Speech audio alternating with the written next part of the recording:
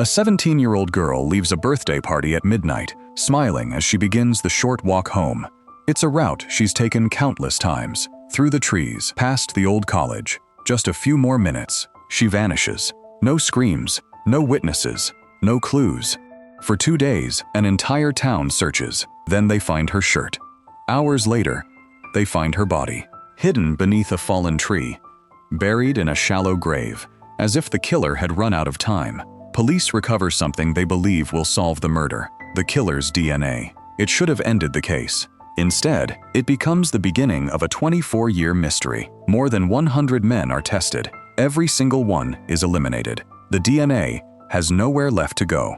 The case grows cold, until one woman, who has never heard of Jessica Baggin, does something millions of people do every year. She uploads her DNA to a genealogy website just to learn about her family history. She has no idea she's about to expose a killer who thought he'd gotten away with murder forever. This is the chilling true story of Jessica Baggin, and how one innocent click unraveled a secret that had survived for 24 years. This happened in Sitka, Alaska. Here is the heart of this story. Back in 1996, DNA testing could only do one thing. It could compare a sample to a name someone already suspected.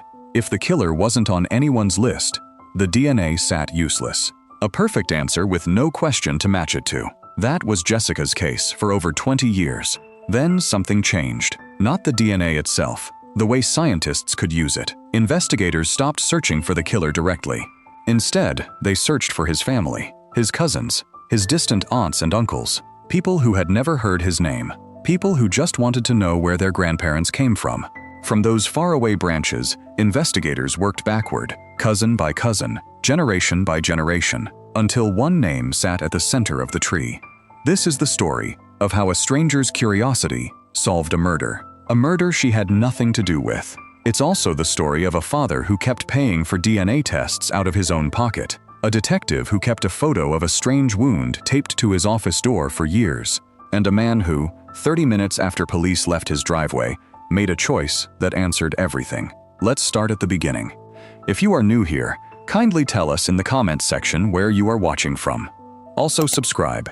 It keeps us digging for more cases like this. Sitka sits on an island in southeast Alaska. Thick forest wraps around the town like a green wall.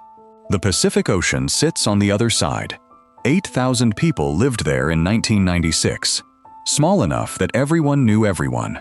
Small enough that kids walked home alone at night, and no parent thought twice about it. Jessica Baggin was a true Sitka kid. She loved fishing. She loved cooking. Friends called her independent, free-spirited, confident in the only town she'd ever really known. On May 3, 1996, she turned 17. Her sister threw her a birthday party that night. Family came. Friends came. It was a normal small-town gathering. After midnight, Jessica decided to walk home. The distance was about 1 mile. She walked along a trail near an old college campus. Tall trees pressed in close on both sides. Streetlights barely reached most of it. She had walked that trail before. It felt familiar. It felt like hers. No one at the party worried when she left alone. That's the town Sitka was, back then. A town where violent crime barely existed. A town where a girl walking home in the dark wasn't a risk. It was just another night. The next morning, Jessica's parents woke up. She wasn't home. At first, they told themselves a simple story. Maybe she stayed over at her sister's. Maybe she lost track of time. But the hours stretched on. No phone call, no message, no sign of her anywhere. By the evening of May 5th, 2 full days later, her father went to the police. He reported her missing. He went back again that same night. Still nothing. The department moved fast. Search teams spread through the woods near the trail. The exact trail Jessica walked home on her birthday. They were searching for a living girl. They would not find one. On May 6, 1996, 2 days after Jessica vanished, searchers found her shirt. It was lying in the woods near the trail, a small and terrible sign that she never made it home. Less than 2 hours later, they found her. Her body was in a shallow grave, dug beneath a fallen tree. The burial was rushed, sloppy, like someone racing against daylight, not planning ahead. Her clothes and belongings were scattered nearby. as if dropped in a hurry. The autopsy revealed what happened to her that night. She had been sexually assaulted. She had been strangled. A 17-year-old girl, one day past her birthday, killed on a trail she had walked her whole life, by someone who almost certainly lived in that same small town. But the autopsy also found something stranger, a wound on Jessica's back, an unusual shape. It didn't match any weapon investigators could identify. It didn't match anything in their records. One investigator, a man named Hunyor, later took over the case. He kept a photo of that wound taped to his office door. Not because it was a clue, because it was a question that refused to go away. He asked every visitor if they had a theory. Nobody ever did. That was one of the things we never figured out, he said years later. It remains one of the case's small, lasting mysteries. But the bigger mystery, who did this, was about to consume the whole town. Investigators collected evidence from Jessica's body and the scene. The killer's DNA went into the lab, and it sat there, waiting for a name to match it to. Finding that name would take more than 100 tries. 9 days after Jessica's body was found, a man walked into the police station. His name was Richard Bingham. He confessed. He said he killed Jessica Baggin. Bingham struggled badly with alcohol. He often blacked out completely when he drank. Investigators later reviewed his confession on video. Something felt wrong. His story had no real detail. Nothing. Only the true killer would know. It sounded like a memory built from things he'd overheard. A drunk mind, reshaping rumors into false memory. But it wasn't that simple. Bingham did know some real details, specific facts about the scene that hadn't been made public. And when police searched his boat, they found other troubling things. Nothing illegal, but nothing that made the picture feel clean either. So there were two signals pulling in opposite directions. A man with no real memory of a murder, and a man who somehow knew too much. Then the DNA results came back. Bingham's DNA did not match the sample from the crime scene. The man confessing in that room was not the killer. Even so, the case moved forward anyway. The lead detective, Dave Tugman, later said he understood the choice. Bingham knew things that were hard to explain away. In the legal system of 1996, the decision made some sense. Bingham's trial happened in early 1997. The jury watched his confession on tape. They saw a man with no clear memory of committing murder. They weighed that against the DNA mismatch. They found him not guilty on all charges. Sitka was right back where it started. A murdered 17-year-old, DNA with no name attached. And somewhere in that small town, the real killer was still free. After the trial, the investigation didn't stop. It just got slower, quieter, longer. Over the years, more than 100 men were tested. 100 times, investigators thought, maybe this is him. 100 times, the lab said no. Jessica's father never sat on the sidelines. When the police department couldn't afford more testing, he paid for it himself, out of his own pocket. Test after test, for anyone willing to give a sample. Her father was always very helpful and appreciative, Tugman said later. He even paid for the DNA testing costs himself. It's a small detail in this story, but it tells you everything about what those years looked like for his family. A man with no badge, no legal power, doing the only thing that was actually his to do, paying, waiting, refusing to let the case fade in his own mind. Detective Tugman carried the file for years. Then he passed it to Hunyor, the same detective who kept that photo on his office door. Different investigators. Same unanswered questions. Same DNA sample, sitting in storage, matching no one. In 2013, a retired detective named Randy McFerrin joined the cold case unit. He picked up Jessica's file as a top priority. McFerrin understood something important. The problem was never a lack of leads. The problem was that old technology had already asked every question it knew how to ask. What this case needed wasn't a new suspect. It needed a brand new kind of question. That question didn't exist yet, not in a form investigators could actually use. It would take 6 more years to arrive.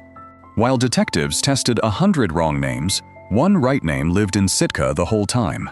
Not hiding, just never connected to 2 dots sitting right next to each other. His name was Steve Allen Branch. Here's the hard part. Branch was not a stranger to Sitka police in 1996. In March that year, weeks before Jessica was killed, police investigated him. He was accused of assaulting another teenage girl. She had been jogging alone on a road in town. Same year. Strikingly similar circumstances. 1 month after Jessica's murder, in June 1996, Branch was arrested for that earlier assault. His trial happened in 1997, the very same year Richard Bingham was acquitted for Jessica's murder. 2 trials, same year, same small town, 2 very different outcomes, as it turned out. Bingham was found not guilty of a crime DNA later proved he didn't commit. Branch was found not guilty of a crime DNA would later suggest he very likely did commit. After his acquittal, Branch didn't leave town. He stayed. For more than a decade, he lived in the same small community, the same place where Jessica was killed. Nobody flagged the connection. Nothing in the murder file pointed back to that other case. 2 files, 1 town, no bridge between them, not because anyone was careless. That's just how small departments and old paper files worked back then. In 2010, Branch left Sitka. He moved to Austin, Arkansas, thousands of miles from the trail, the harbor, the forest. He lived there quietly for another 10 years. The case file in Alaska stayed in a drawer. The DNA sample stayed frozen in a lab. Neither of them knew yet that the answer had already left the state. In September 2018, 22 years after the murder, investigators tried something new: family tree DNA matching. Here's how it works, in plain terms. The state crime lab took the old DNA sample from 1996. They used it to build a much more detailed genetic map. A regular police DNA test can only answer one question: does this sample match this one specific person? But this new detailed map could do something different. It could be compared against public family history websites, the same ones millions of ordinary people use. People tracing their ancestors. People finding long-lost relatives. People just curious where their family came from. None of those millions of people uploaded their DNA to help solve a murder. They wanted to know about their great-grandparents. In February 2019, investigators uploaded the killer's DNA profile to one of these websites. 2 genealogy experts began the real work. They weren't searching for the killer directly. They were searching for anyone who shared partial DNA with him. Second cousins, third cousins, people with no idea their DNA carried a thread back to a murder in Alaska. From there, the experts built what one investigator called a very complex family tree, working backward, branch by branch. Tracing shared relatives, narrowing the search, generation after generation. Piece by piece, the tree grew smaller, until it pointed to just one name: Steve Allen Branch. The same man from the 1996 assault file. The same man who lived a decade in Jessica's small town. The same man now living quietly in Arkansas. Knowing a name and proving a case are 2 very different things. In January 2020, Alaska's cold case team asked Arkansas police for help. They wanted a discarded DNA sample from Branch, a coffee cup, a cigarette butt, anything he had touched and thrown away. For weeks, that didn't work out. So investigators tried a different angle. In spring 2020, police in Sitka got a discarded sample from one of Branch's relatives, enough to run a family comparison test. The results came back in May 2020. Steve Allen Branch was highly likely to be the source of the DNA from 1996. 24 years, more than 100 wrong names. And now, finally, a right one. On August 30th, 2020, investigators drove to Branch's home in Arkansas. He was 66 years old. They sat with him. They laid out everything they had: the DNA match, the family comparison test, 2 genealogy experts' work, all pointing straight at him. Branch denied all of it. He said he didn't know Jessica. He said he wasn't on that trail in 1996. He denied everything, point by point. And he refused to give a DNA sample himself. The one thing that could settle the question for good. Investigators left his house. Their next step was clear: get a warrant, get a court order, come back with legal authority behind them. They left, planning to return. 30 minutes after they drove away, Steve Allen Branch shot himself. Arkansas officials ruled it a suicide. He never answered their questions out loud. But in 30 minutes, his own actions answered the question a courtroom never got the chance to. Investigators got a warrant to collect his DNA during the autopsy. The results came back on August 10, 2020. A complete match. The DNA preserved for 24 years, tested against more than 100 people, had finally found the one it belonged to. On August 11, 2020, Alaska's Department of Public Safety held a press conference. A state official told the room what the family had waited 24 years to hear. Branch would never stand before a jury. But Jessica's case had finally been solved. There was no trial, no verdict read out loud. No moment where her family watched a jury say guilty, just a DNA report, and a name that could finally be attached to it. That's the strange shape justice sometimes takes. Not a courtroom ending, a quieter one. An answer, delivered decades late, to people who had almost stopped expecting one at all. 3 things from this case are worth remembering. First, biological evidence doesn't expire if it's stored properly. Nobody in that 1996 lab knew a future technology would exist. They preserved the sample anyway. That single decision is the reason this case ever got solved. Second, if you've ever sent your DNA to a family history website, listen closely. That profile could end up used in a criminal case someday. Not because you did anything wrong, because you might be a distant cousin of someone who did. Your curiosity about your own family could become the missing piece in someone else's investigation. Third, and maybe the most important lesson here, cases like this don't get solved by science alone. They get solved by people who refuse to let a file go quiet. A detective who kept an unanswered question taped to his door for years. A father who paid for DNA tests with his own money. A retired investigator who picked the case back up, certain the right tool hadn't been invented yet. 24 years, 100 wrong names, and one father who never stopped believing the right one would surface. It did, just not in time for a courtroom. If this story stayed with you, there are more cases like it. Cases where science finally caught up to a question decades old. Subscribe so you don't miss the next one. And if you made it this far, tell us where you're watching from. Next time, we're covering a case where one fingerprint sat unmatched for 30 years, until a lab technician decided to run it one more time.